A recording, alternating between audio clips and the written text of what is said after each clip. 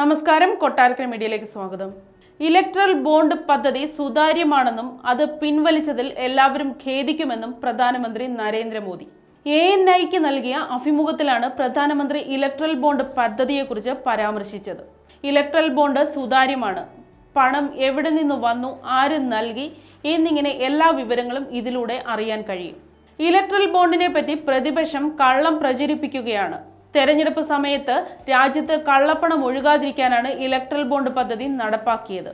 ഇത് പിൻവലിച്ചതിലൂടെ രാജ്യത്തെ കള്ളപ്പണത്തിന്റെ ഒഴുക്കിലേക്ക് തള്ളിവിട്ടു, അദ്ദേഹം വിശദീകരിച്ചു. 3000 കമ്പനികളാണ് ഇലക്ട്രൽ ബോണ്ട് പദ്ധതിയിലൂടെ പാർട്ടികൾക്ക് ഡൊണേഷൻ നൽകിയത്. ഇതിൽ 26 കമ്പനികൾ എൻഫോഴ്സ്മെന്റ് ഡയറക്ടറേറ്റ് പോലുള്ള അന്വേഷണ ഏജൻസികളുടെ നടപടികൾ നേരിടുന്നു. ഇവയിൽ 16 കമ്പനികൾ അന്വേഷണ ഏജൻസികളുടെ നടപടികൾ നേരിട്ടതിന് പിന്നാലെയാണ് ഡൊണേഷൻ നൽകിയത്. ഇവർ നൽകിയതിൽ 37% മാത്രമാണ് BJPക്ക് ലഭിച്ചത്. 67% നൽകിയത് പ്രതിപക്ഷ പാർട്ടികൾക്കാണ്.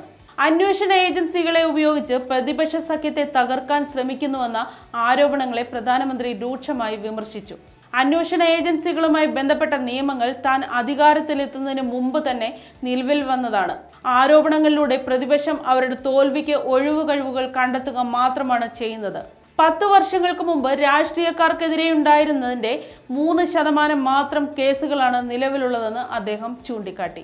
ഒരു രാജ്യം ഒരു തെരഞ്ഞെടുപ്പ് നടപ്പിലാക്കാൻ NDA സർക്കാർ പ്രതിജ്ഞാബദ്ധരാണ്. തെരഞ്ഞെടുപ്പ് പത്രികയിൽ BJP മുന്നോട്ട് വെച്ച പ്രധാന വാഗ്ദാനങ്ങളിലൊന്നായിരുന്നു അത്. രാജ്യത്തെ ജനങ്ങൾക്ക് രാഹുലിൽ വിശ്വാസമില്ല. മോദി ഗ്യാരണ്ടിയിലാണ് അവർ വിശ്വസിക്കുന്നത്.